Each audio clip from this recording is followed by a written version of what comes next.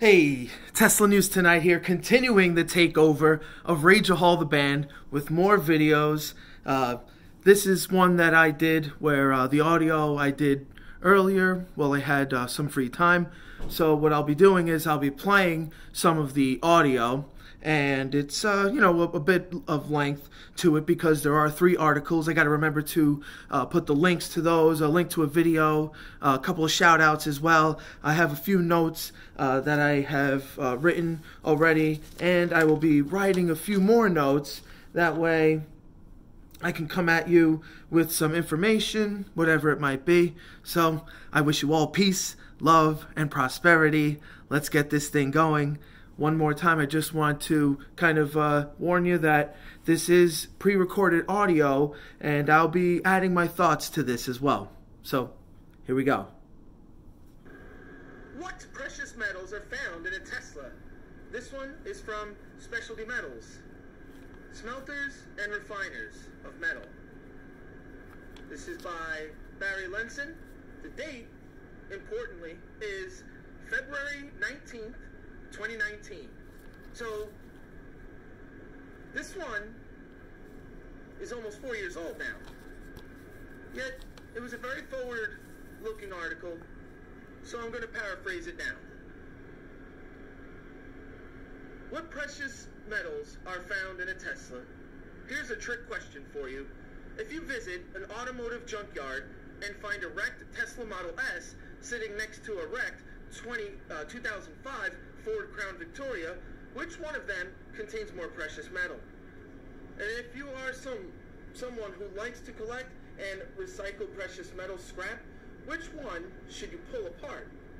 The answer is, you should attack the Ford and leave the Tesla alone. Why? Because the Ford has a catalytic converter that can be recycled, and the all-electric Tesla does not. So from a precious metals point of view, the Tesla is actually worth less. So what materials are used to make a Tesla? Here's a list from the extraordinary raw materials in a Tesla Model S, an article on the Visual Capitalist blog. Aluminum, barren steel, titanium, plastic, leather, and carbon fiber. So each Tesla contains about 410 pounds of aluminum, used mostly in its body and undercarriage. Barren steel is high-strength steel alloy used to reinforce the body and chassis where needed. Titanium. The car's battery, which sits low in the chassis, is largely encased in titanium, protecting. Now, your plastic, your leather, and your carbon fiber, well, these are all the main materials used in the Tesla's interior. And what's in a Tesla's battery? Weighing about 1,200 pounds, the battery is huge. Keep in mind, this is an electric vehicle, so the battery is the source of power. But although you will find valuable materials in the battery, you will not find much in the way of precious metals. Only other metals and materials such as aluminum, cobalt, copper, graphite, lithium, and nickel. What does this mean for the future of precious metal investing? And this part I felt was very important. What does this mean for the future of precious metal investing? If we are moving toward a time when electric cars take over our roads and highways, that could one day reduce the availability of precious metal scrap. So this could be a good time to strike while the iron is hot and acquire automotive electronics and catalytic converters while they are still easy to find. Now remember, February 19th, 2019. If you have automotive scrap to recycle, including catalytic converters with 500 units or more, there's a specialty metals smelter and refiner's phone number so that you can speak with a precious metals expert. That now is, again, from Specialty Metals. The link to this article I will leave so that you can read it yourself. So Barry Lenson of Specialty Metals, February 19th, 2019, saying, quote, "If we are moving toward a time when electric cars take over our roads and highways, that could one day reduce the availability of precious metal scrap. So this could be a good time to strike while the iron is hot and acquire automotive electronics and catalytic converters while they are still easy to find." Remember, electronics are getting smaller and smaller. I just thought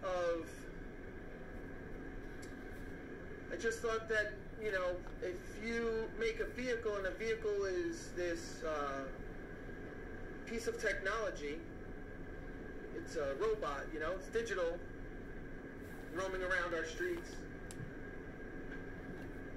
that turns the car market into an electronics situation, and Radio Shack is already gone. Blockbuster is already gone. Everything is smaller.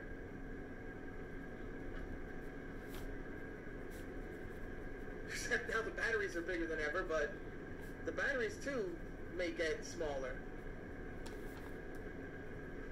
Anyway, so maybe all the old electronics on our roads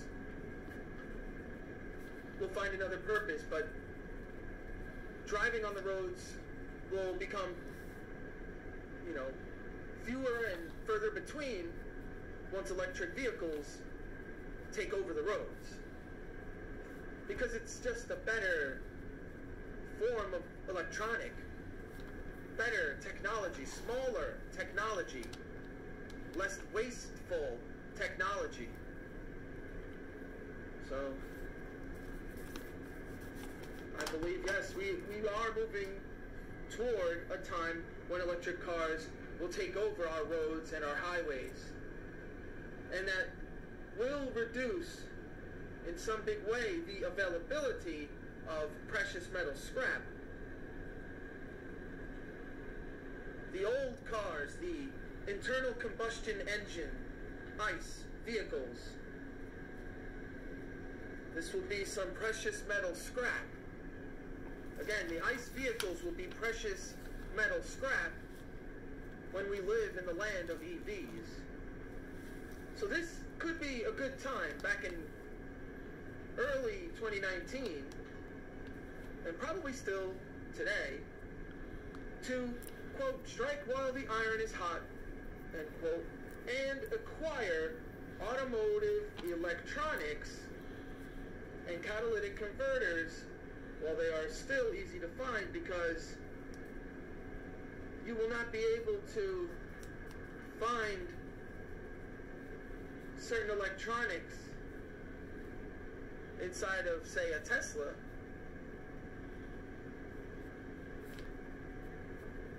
Not the same kind of radio setup, not the same kind of big, fat, bulky digital screens.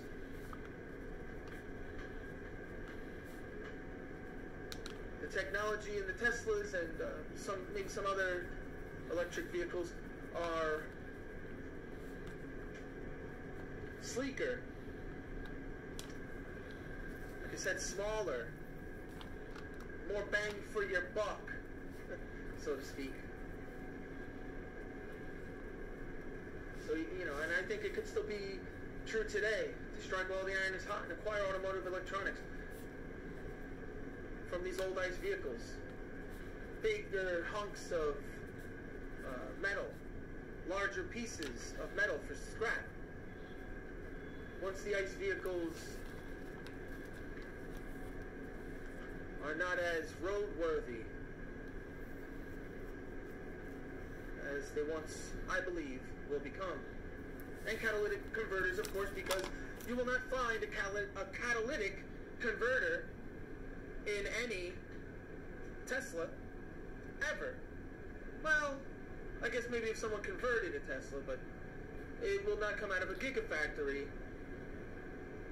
with a catalytic converter that is actually in use. Is that specific enough? While they're still easy to find, because people will catch on to this, people will scrap these different metals via the electronics, via the catalytic converters, which are big. It's big size. And there'll be hundreds of thousands and then millions and millions and millions of these electronic devices and catalytic converters from all of these internal combustion engine vehicles, and people will profit off of their scrap metal.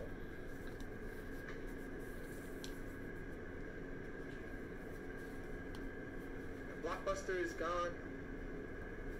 Netflix took it over. Less material waste. A lot of times less time waste now, definitely. Less time waste. What's left? You know, the buildings, which are mostly unnecessary. Could they open up a store? Would that work? You know, I mean, they stopped coming. That was your answer. The people spoke on that one. That's it. We've always wanted it this way. The movie theaters are hanging on. Barely hanging on. I want a movie and I want it now. It came out. I got popcorn. I'm a responsible adult with some food at home with which I could eat. Food I purchased at a much more reasonable price. Food I trust because I bought it myself. Or at least simply trust more than in this filthy movie theater. Run by shady, pimpled up, dirty, greasy, disgusting teenagers. No offense, teenagers. In their first job, a job they don't want, which will show just how lazy they are as well. And if they're lazy, they're not cleaning up. The food will be of poor quality and could get me sick for a multitude of reasons, or at least just a few. Just because of its filth and bacteria, germs, or because it's undercooked or something. Cooked incorrectly in some way. Some other way other than undercooked. Sorry for ranting here. There's a lot going on. I have more articles as well.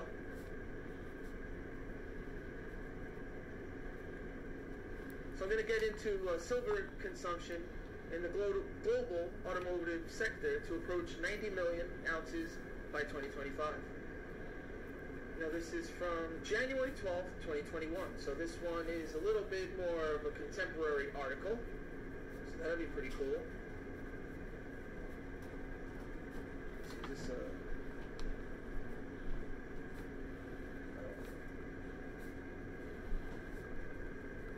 Automakers today are increasingly relying on silver to enable the vast technological advances incorporated into modern vehicles, which is what I was just talking about. This has resulted in another powerful demand center for silver, with projections of nearly 90 million ounces of silver absorbed annually in the automotive industry by 2025. Notably, by that time, this will rival silver consumption in the photovoltaic industry, forecasted to be 98 million ounces this year, and currently the largest application of global industrial silver demand. To provide a better understanding of silver's important function in the automotive sector, the Silver Institute, as part of its series of market trend reports, today released Silver's Growing Role in the Automotive Industry, produced on its behalf by Metals Focus, which is a leading independent precious metals consultancy. The report examines trends in automotive production, including the evolution of hybrid and battery electric vehicles. It also addresses transportation policies that favor vehicle electrification in some of the world's most important vehicle markets. The report provides an analysis of silver automotive demand in a range of vehicles and the growing importance to silver demand of, what is this? ANCILOARY, Ancillary Automotive Services. I have to look that up. I will. The report concludes with an assessment of current and forecasted silver demand in automobiles through 2025. Here are some key takeaways from the report, which include: silver's widespread use in automobiles reflects its superior electrical properties as well as its excellent oxide resistance and durability under harsh operating environments. Silver is used extensively in vehicle electrical control units that manage a wide range of functions in the engine and main cabin. These functions include, among others, infotainment systems, navigation systems, electric power steering, and vital safety features such as airbag deployment systems, automatic braking, security, and driver alertness systems. Average vehicle silver loadings, which are currently estimated at 15 to 28 grams per internal combustion engine light vehicle, have been rising over the past few decades. In hybrid vehicles, silver use is higher at around 18 to 34 grams per light vehicle, while battery electric vehicles are believed to consume in the range of 25 to 50 grams of silver per vehicle. The move to autonomous driving should lead to a dramatic escalation of vehicle complexity requiring even more silver consumption. Silver automotive demand this year is projected to be 61 million ounces.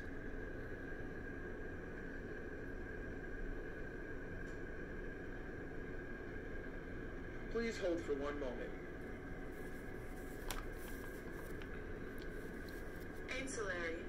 Ancillary, providing necessary support to the primary activities or operation of an organization, institution, industry, or system. It is an adjective. The development of ancillary services to support its products. As a noun, it means a person whose work provides necessary support to the primary activities of an organization, institution, or industry. The employment of specialist teachers and ancillaries. All right. Sorry if you already knew that word.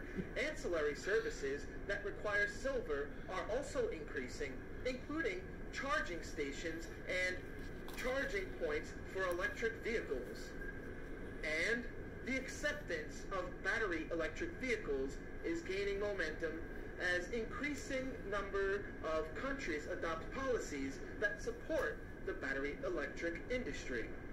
The report states that each stage of the transition from ICE to hybrid vehicles to battery electric vehicles and eventually to autonomous driving will all be a net positive for silver demand.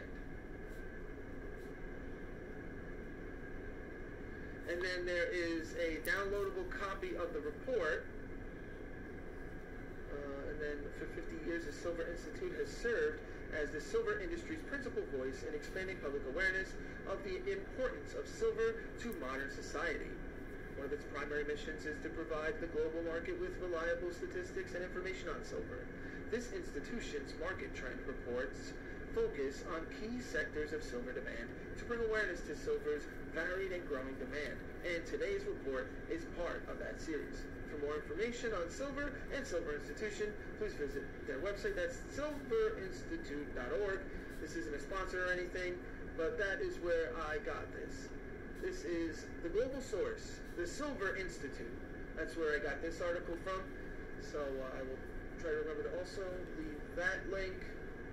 As a matter of fact, while I'm here, I'm going to email it to myself because I don't really have, I guess, any better way. I don't know of any better way. Well, maybe it's just the easiest way, and that's okay. So I just emailed myself that link.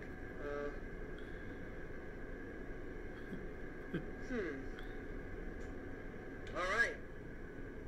Now, this is for all you internal combustion engine vehicle having freaks. I have a motionless and gold, let's just call it ice vehicle, sitting in front of where I usually live. Useless. Very useless vehicle, except for maybe precious metals. Or, you know, a real good crew of mechanics and maybe a couple of restoration individuals to help. So this again is from Specialty Metals, Smelters and Refiners. This is further back, same author, Barry Lenson, December 24th, 2018. Cool. That's Christmas Eve 2018, quite a while ago. Will you get more money by donating your old car to charity or by recycling the precious metals it contains? If you have ever donated a car to charity, you know the routine. You call to schedule a time when your car will be picked up. A flatbed truck arrives and the driver writes out a receipt and your old car gets hauled away. A little while later, you get a receipt from the charity that took your car. That receipt should provide a value for the car you donated, which should be what the charity sold the car for. It could work this way. Let's say you donate a 2000 Toyota Camry to the Lung Association. It is in fair condition with 200,000 miles on the odometer. If you look at Kelley Blue Book values online, you will find that it is worth about $500. And because the Lung Association sells the car for that exact amount, you get a receipt from the association that says you donated $500. So if you are in the 15% tax bracket and you deduct that $500 from your taxes, you stand to recoup maybe $75 at the most. The exact amount you get will depend on how much income you declare and other factors. But again, let's say you will get an extra $75 in your tax refund just because you donated that car. Of course, charitable donations don't always work as promised. I once donated a 1973 VW Carmen Ghia to a charity that was told that I would get a receipt for whatever price it sold for at a used car auction, which the charity's representative on the phone told me would be, quote, a lot of money because it's a classic car, end quote. After I had waited for months to get a receipt of any kind, I finally called the charity and was told I could only get a receipt for a $500 donation, quote, the maximum the charity would allow, end quote. The story had been changed, probably because the charity was using another company to manage car donations, but I had to accept the fact that I hadn't gotten the kind of deduction I had been promised. Is it better to recycle the precious metals that your old car contains? The first thing to consider is, does this car you are scrapping contain any precious metals that are worth recycling? My old Carmen Ghia didn't. I didn't have an onboard computer, anti-lock brakes, or even a computer to monitor its fuel injection system. It had a carburetor. Because it was manufactured before 1975, it did not have a catalytic converter that contained platinum or other precious metals. About the only place where that car might have been carrying any precious metal would have been in its radio, where an insignificant quantity of gold might have been hiding. But what about that 2000 Toyota Camry? Compared to the Karmann Ghia, it must have contained a lot of gold and platinum, right? Well, you could say that, but the fact remains that the platinum in the Toyota's catalytic converter was worth only $1 or $2, and the gold in its radio onboard computers and other electronic components was worth only $1 or $2 more. So while it was worth a lot more than the Karmann Ghia, we are talking about pennies. Let's compare and learn. When you juggle and balance all those considerations, you have to come to an unfortunate conclusion.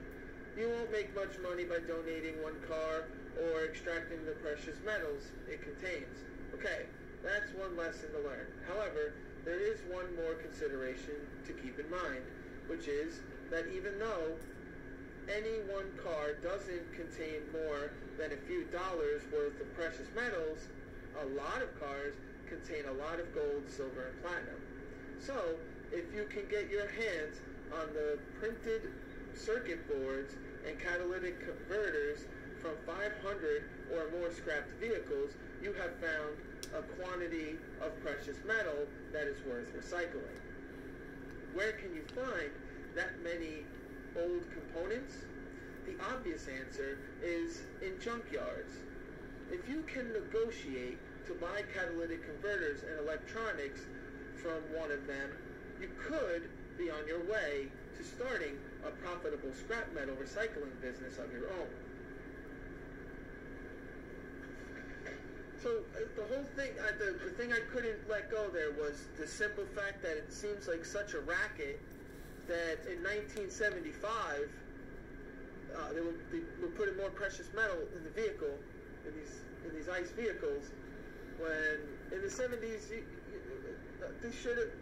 It was, you know, yet another chance in history to really get the ball going on making electric vehicles in the first place.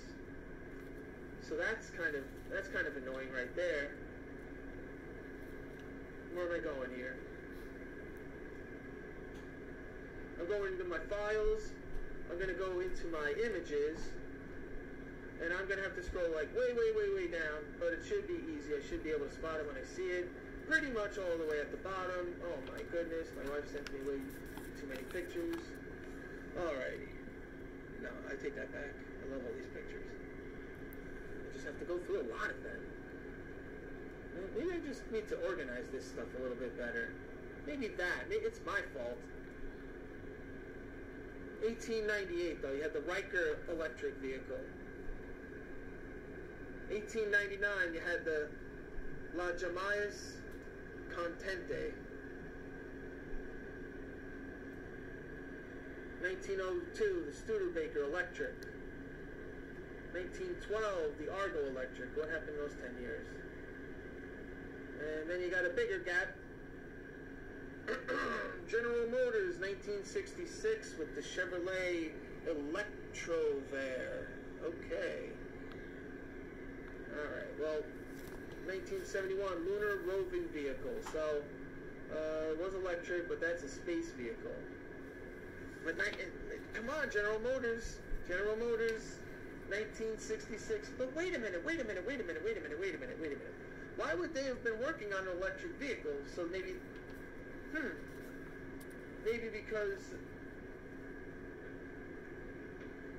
NASA was working on a lunar roving vehicle? Could that be why? This is all from The Electric Viking, in a video he did. The world's first car was electric. History of the electric vehicle. Great video. Before Elon Musk thought about launching a first-gen Tesla Roadster into orbit, the Lunar Roving Vehicle, or Moon Buggy, is the first all-electric vehicle to land on the moon, built by Boeing. The Moon Buggy has a top speed of 11.2 miles per hour and served missions for Apollo 15, 16, and 17. So that was 1971. And then you didn't have anything until, again, GM, Impact Electric Concept Car, 1990. The Impact Concept is the precursor to General Motors' EV1 electric vehicle. The Concept has an integrated motor and single-speed transmission mounted in the front, producing 137 horsepower and a top speed of 183 miles an hour. I don't understand it. Is it even electric then? It has an integrated motor and a high-speed transmission mounted. How can it have a transmission and be electric? Then you have the Chrysler TE van. T-van. I mean, what? That was 1993. GM again in 96. Chevy with the S10 electric in 97, electric pickup. Honda EV Plus in 97, another 97 and 98. Ford was doing it as well, making electric vehicles. No one really stuck with it until now, and I think we're going to see it. I think all of the legacy companies that had their chance, it's kind of come and maybe it's gone. Yeah, I mean, a pretty big gap there. The Ford Ranger EV in 98 and then the Venturi Fetish in 2004. Monaco-based electric car company. You know, they tried too, you know, they just couldn't figure it out. It was, you know, obviously quite difficult. It was actually quite difficult for them. So, that was just some pre-recorded audio that I mentioned there. I'm just going to go over some of the notes that I wrote here. Visual Capitalist is another article I'm going to get into. Maybe if we're going to talk more about any kind of silver and future of electric vehicles and scrapping old ICE vehicles for parts, maybe I'll look into this, you know, download that other report as well. I'm actually going to write that down, download the report as well, so that way maybe I could do something about that, do a little report on that for you all. Let me know if I forget links. Yeah, that's right, I always forget links. Tesla News Tonight is a one-person show, so yeah, it's pretty obvious, right? I'm aiming to please. Excuse my horrible writing, misspellings, because these are just notes. These materials will be recycled in order to produce the New World Order. These materials, that was kind of a jump in ideas there. These materials being the metals. Adam's 8 on YouTube. Is it Redwood Materials or is it Redwood Recycling? I don't know. I'm sorry, I forget right now. Tesla has their own lane at the Mexico-U.S. border. That was just a random note there that I wrote for everyone. How are the Steam games on the Teslas? I actually wanted to know that. I'm not familiar with electronics like that. Like, I don't really know my video games, unfortunately. I grew up on Blockbuster. Yeah, I did. Still not sure I could reimagine a Blockbuster comeback, although I really have tried. Kind of slept on it, so to speak. But I think it is an old era business. Photovoltaic equals solar panels. It was the first company I ever invested in, was a photovoltaic solar panel company. Silver is in solar panels, and that means silver is not quite available. Then, in a sense, shall it be scarce or more valuable, worth more, a higher price? Tied up in panels would be silver. So, if, let's say, Tesla Energy really takes off in China, North America, and Europe, pretty much Asia, all over. I said China and I said Asia, but it would that's because it would spread everywhere. I wonder about Africa, if if Tesla will make it to Africa. If so, when? But just thinking about how everything will spread, I thought of that. Yeah, I can't reimagine a blockbuster comeback. Yeah, the first company I invested in was Photovoltaic Solar Panel Company, which it was a penny stock. My idea was to just go for an underdog and something I believed in, and then I started investing in more sustainable or renewable energy companies that I believed the stories in. But the beginning was quite difficult, and now we have Tesla, the best in the biz, basically making their own business of things. When the internal combustion engine cars are no longer popular enough to thrive, they will all eventually become obsolete. I believe that is true. Strike while the iron is hot, so get all your metals. But can you even trust specialty metals? Look up Radio Shack ad, now a modern cell phone, and you can see all these an advertisement in a newspaper where all these Radio Shack appliances and gizmos and gadgets were all mustered up into one of your current cellular devices or smartphones. Safety is key in transportation, if I hope you would agree. Tesla will be the transition to sustainable energy. They will lead the charge to the transition, global transition, hopefully, into sustainable energy, and then we will all live in the land of electric vehicles and other sustainable energy as well. I'm just kind of reading this in reverse order, but that can be okay too. I'm running out of cell phone batteries. I record this video. I'm running out of space to make this video. I better hurry. Neither is really worth doing when it comes to scrapping your metal, your one car worth of metal, or donating it. Really, it's just scraps. You will really need to accumulate in order to start doing business. 1898. Come on, y'all. I said that because they've been making electric vehicles first. First cars were electric and got mangled. I like those initials, so I just randomly wrote that. You can search the Starman. Is it floating through space? It is floating through space. The Starman is definitely floating through time and space, and he can be tracked in his Tesla online. I have to go back to got mangled though. General Motors had their opportunity, and they kind of wasted it. Most people don't even charge their hybrids.